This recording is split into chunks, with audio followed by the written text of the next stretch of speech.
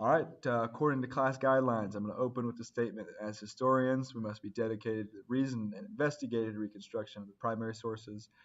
Today's sources are going to deal with drafting and implementation of the Fifth Amendment. Now, according to the National Center for Constitutional Studies, the Fifth Amendment kind of states as follows: No person shall be held to answer for capital or otherwise infamous crime unless a present or indictment of grand jury, except in cases arising in the land or naval forces or the militia, when in actual service time of war or public danger, nor shall any person be subject for the same offense to be put in jeopardy for life or limb, nor shall be compelled in any criminal case witness against himself, nor be deprived of life, liberty, or property without the due process of law, nor shall private property be taken. Now, this is kind of a big jumbled thing. Basically, what it's talking about is unless it's going to be a military trial, people have the right to, one, not incriminate themselves, two, not be a witness against themselves, and three, like a fair and just trial. So this is one of the original first 10 amendments brought to us by the Bill of Rights when the United States was beginning with their original constitution called the Articles of Confederation. And so it was designed as originally weak on purpose to kind of keep the new country from becoming like Great Britain, the country that it just overthrew. But this leads to a debate between Federalists and Anti-Federalists. The Federalists are going to want big government, new constitution, so that the government can actually get things done. And Anti-Federalists, on the other hand, want to keep power in the rights of the individual states with the Articles of Confederation.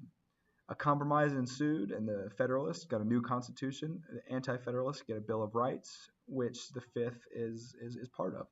A reason why this amendment was included in the original 10 was due to the fact that England had not protected the rights of the accused. One of the best examples was outlined in Burley's article from Law and Literature about how accused pirates were treated. In the colonial era, colonists who were accused of pirates or accused of harboring pirates would be held trial in the colonies, even though the law stated that they should be going back to England to face each trial. They also could be tried for the same crime multiple times, which today we kind of call double jeopardy.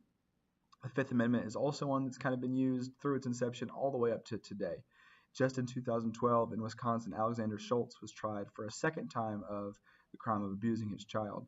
The Supreme Court of Wisconsin ruled that although he was acquitted for the first one, he still could be tried because of the way that the date of the crime was committed. So the first one that he was acquitted for was as it was stated in the case, late October, but the more recent one was in November. And so that's why they're two separate instances and therefore two separate crimes.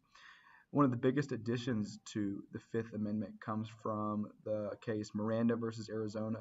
According to the Metzgar article, the Miranda case ensuring Miranda rights built off the Fifth Amendment. It is new rights stating the rights of the accused when being under arrest. And so you probably heard the Miranda rights before, right? You have the right to remain silent. Anything that you can say will be used against you in court of law, or to have these things all over the police and TV dramas. But and so we can see here that this is how the Fifth Amendment kind of was conceived, and then what it means for us today.